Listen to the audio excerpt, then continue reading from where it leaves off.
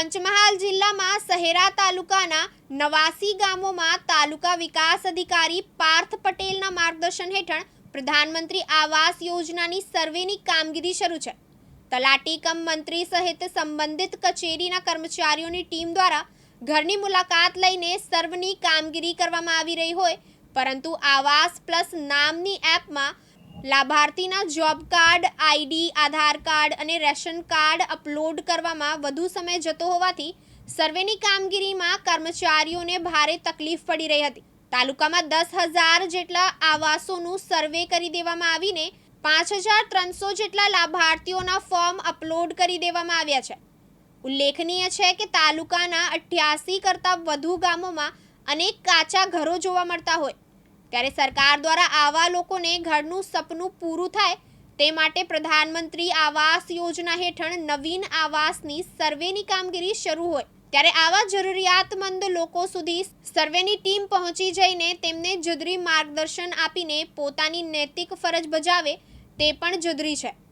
તાલુકાના ગ્રામીણ વિસ્તારમાં સર્વેની ટીમ દ્વારા કામગીરી કરવામાં આવી રહી હોય, પરંતુ આવાસ પ્લસ 2024ની એપમાં જે ટેકનિકલ ખામીઓ આવી રહી હોવાનું જાણવા મળતું હોય, ત્યારે સંબંધિત તંત્ર પણ સર્વેની કામગીરી ઝડપી થાય તે માટે આ આવાસ એપમાં પડતી તકલીફો દૂર ક્યારે કરશે એ તો આવનારા દિવસોમાં ખબર પડી જશે તો નવાઈ નહીં। પ્રધાનમંત્રી આવાસ યોજનાનું સર્વે શહેરા તાલુકાની અંદર 89 ગ્રામ પંચાયતોની અંદર થઈ રહેલું છે। દરેક ગામની અંદર એક સર્વેયરની નિમણૂક કરવામાં આવી છે અને દરેક ગામમાં સારું એવું સર્વે ચાલી રહેલું છે। એની અંદર જોઈએ તો હાલ પૂરતું 5,353 જેટલું સર્વે થઈ ગયેલું છે, જેને અપલોડ પણ કરી દેવામાં આવ્યા છે અને બીજા સર્વે પણ હાલ 15 ફેબ્રુઆરી છેલ્લી ડેટ છે ત્યાં સુધી સર્વેની કામગીરી ચાલુ છે। સર્વેની કામગીરીમાં અમુક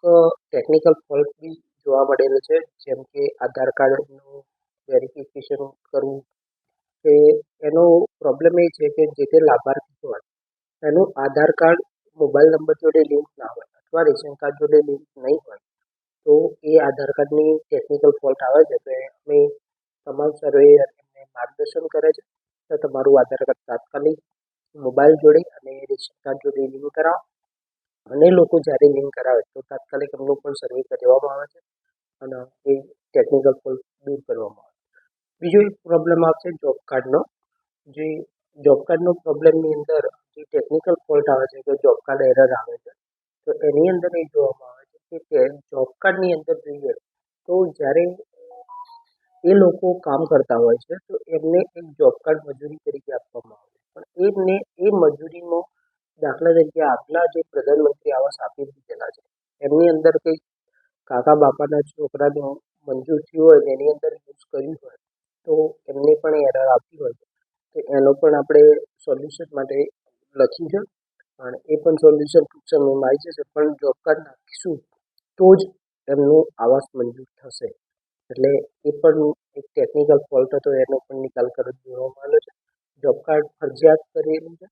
સરકારશ્રી દ્વારા, એટલે જોબ કાર્ડ વગર કોઈ પણ આવાસ મંજૂર નહીં થાય,